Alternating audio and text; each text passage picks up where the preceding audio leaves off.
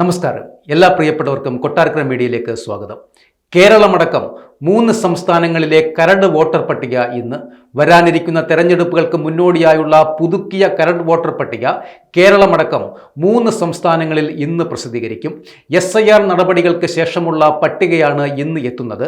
കേരളം കൂടാതെ മധ്യപ്രദേശ്, ഛത്തീസ്ഗഡ് എന്നീ സംസ്ഥാനങ്ങളിലും കേന്ദ്രഭരണ പ്രദേശമായ ആൻഡമാൻ നിക്കോബാറിലുമാണ് ഇന്ന് കരട് വോട്ടർ പട്ടിക പ്രസിദ്ധീകരിക്കുന്നത്. നേരത്തെ നിശ്ചയിച്ചിരുന്ന തീയതികളിൽ മാറ്റം വരുത്തിക്കൊണ്ട് തെരഞ്ഞെടുപ്പ് കമ്മീഷൻ നീട്ടി നൽകിയ സമയപരിധി അവസാനിച്ചതോടെയാണ് ഇന്ന് പട്ടിക പുറത്തുവരുന്നത്. തെരഞ്ഞെടുപ്പ് കമ്മീഷന്റെ ഔദ്യോഗിക വെബ്സൈറ്റ് വഴി പൊതുജനങ്ങൾക്ക് പട്ടിക പരിശോധിക്കാവുന്നതുമാണ്.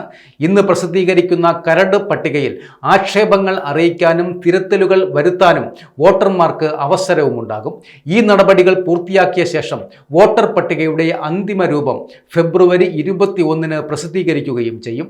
കൃത്യമായ പരിശോധനകൾക്ക് ശേഷം മാത്രമേ അർഹരായവർ പട്ടികയിൽ ഉൾപ്പെട്ടിട്ടുണ്ടെന്ന് കമ്മീഷൻ ഉറപ്പുവരുത്തുകയുമുള്ളൂ. വോട്ടർ പട്ടിക ശുദ്ധീകരണത്തിന്റെ ഭാഗമായി അയൽ സംസ്ഥാനങ്ങളിൽ വലിയ രീതിയിലുള്ള മാറ്റങ്ങളാണ് ഇപ്പോൾ സംഭവിച്ചിരിക്കുന്നത്.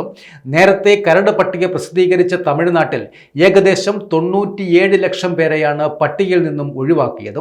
ഗുജറാത്തിലാകട്ടെ 73 ലക്ഷം പേരും പട്ടികയ്ക്ക് പുറത്തായിട്ടുണ്ട്.